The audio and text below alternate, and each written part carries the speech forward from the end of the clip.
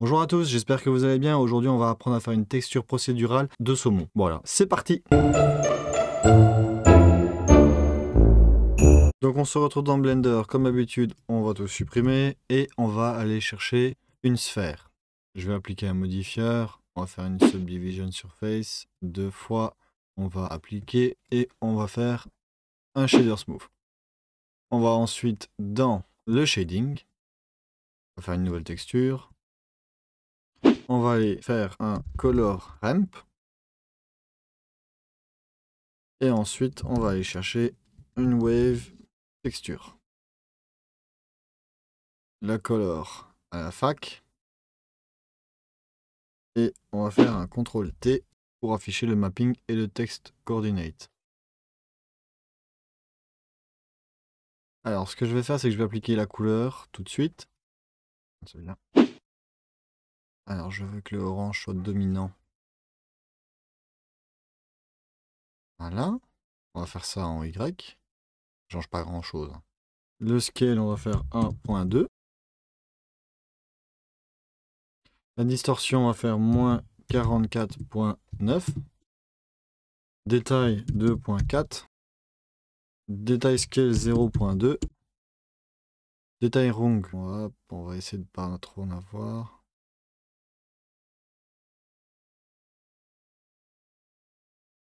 Voilà, comme ça.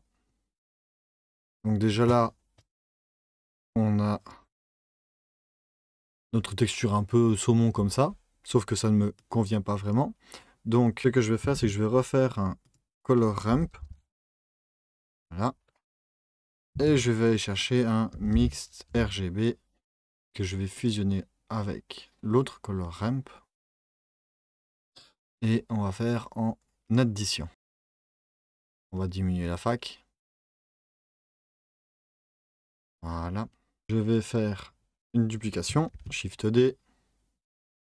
Je vais l'assigner à cette fac. Je vais reprendre mon mapping. Je vais l'attribuer au vecteur.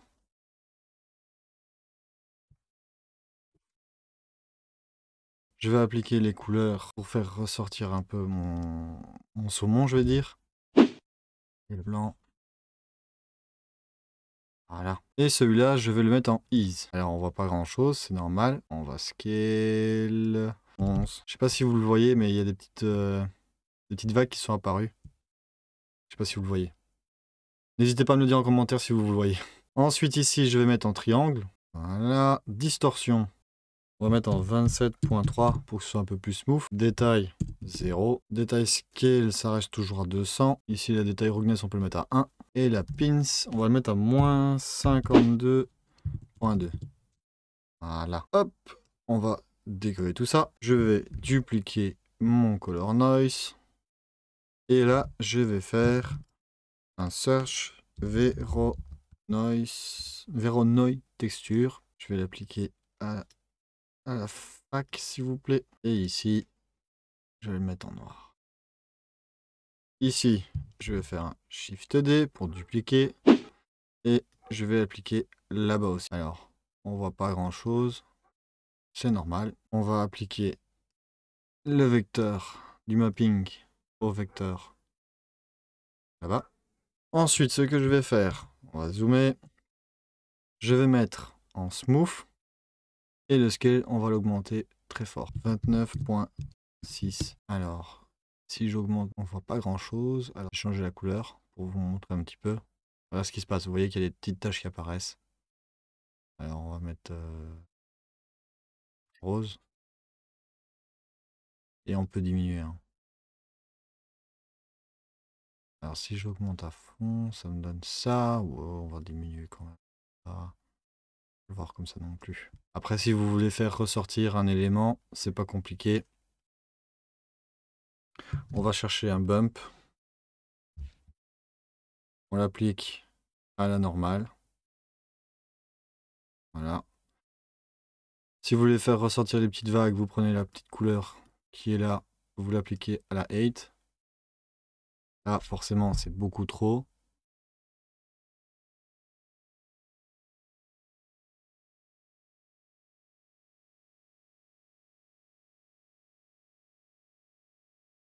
On peut faire ça avec aussi l'autre, si vous voulez faire ressortir les tâches.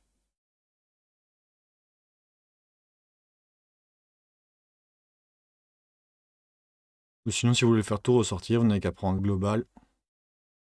Et vous l'appliquez directement là, et là, vous avez tout qui ressortira. Un peu.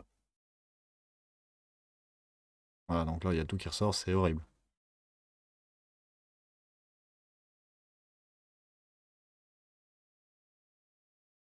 On peut faire un petit peu ressortir, mais pas trop non plus.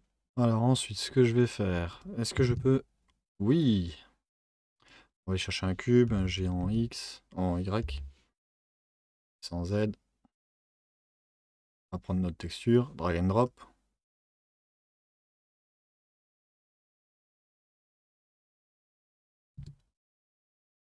Commande B. Et voilà. Donc voilà, nous venons de terminer notre texture procédurale de saumon. J'espère que ça vous aura plu. N'hésitez pas à me dire en commentaire ce que vous en pensez et ce que vous voudriez voir comme prochaine vidéo. Moi, je vous mets le lien de téléchargement en commentaire et je vous dis à la semaine prochaine. Ciao!